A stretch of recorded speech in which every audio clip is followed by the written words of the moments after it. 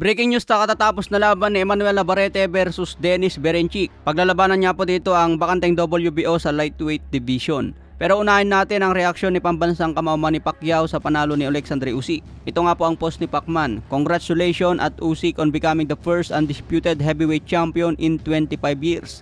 Amazing fight from both at Tyson Fury and Usyk. Fight like this are worthy of a rematch. Matapos ang 25 na taon, ngayon lang ulit nagkaroon ng undisputed champion sa heavyweight division. Pinakahuling undisputed si Lennox Lewis. Isang magandang laban daw ang pinakita ni Usyk at Fury kaya dapat lang na magkaroon ng rematch. Nagandaan si Pacman sa performance ni Usyk. Sa ngayon to division undisputed champion na.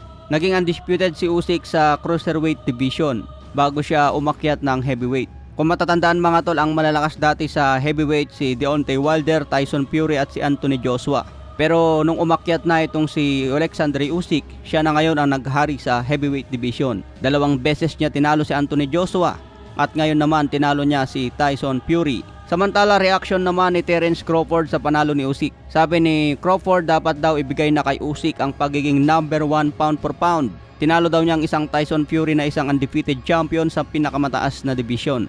Sa ngayon si Naoya Inoue ang number 1 pound for pound, number 2 si Crawford at number 3 si Usyk. So si Crawford na mismo ang nagsabi na dapat lang na ibigay na kay Usyk ang number 1.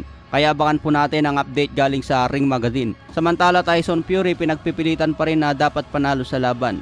Pero tanggap naman ni Fury ang desisyon ng hurado dahil hindi naman daw siya judge. Nakanda naman daw si Fury sa rematch kay Usyk. Dahilan pa ni Fury mga tol, may gera daw kasi sa Ukraine. Kaya pinaburan na lang si Alexandre Usyk sa kanyang panalo. So anong masasabi nyo sa pinagpipilitan ni Fury na dapat siya ang panalo? Okay mga tol, pagdating naman sa laban ni Emmanuel Navarrete versus Dennis Berencik. Upset loss nga po ang nangyari kay Emmanuel Navarrete. Ngayon lang umakyat si Navarrete sa lightweight division 135 pounds.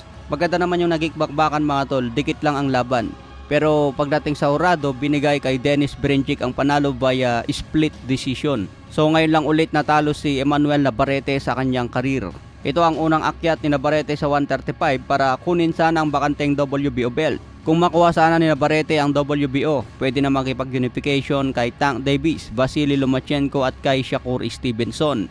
Ito nga po ang binabalak ng Top Rank promotion. Pero ngayon mga tol, upset ang nangyari kay Navarrete dahil natalo sa laban. Okay na sana yung pinakita ni Navarrete mga tol, pero kulang talaga sa depensa eh. Makikita natin yung bawat pasok ni Navarrete nakaka-counter. Masyado kasing wild sumuntok. Masipag siya sumuntok, pero kung hindi tatama yung suntok niya, madali namang tamaan ng counter. Paano na lang kung isang Shakur Stevenson ang nakalaban niya o kaya isang Vasily Lomachenko, kahit si Tank Davis mga tol. Mukhang hindi rin kakayanin ni Navarrete yung mga 3 champion dyan sa lightweight division. Kaya babawi na lang siguro itong si Emmanuel Navarrete. Ewan ko kung magpapatuloy pa ito sa lightweight division.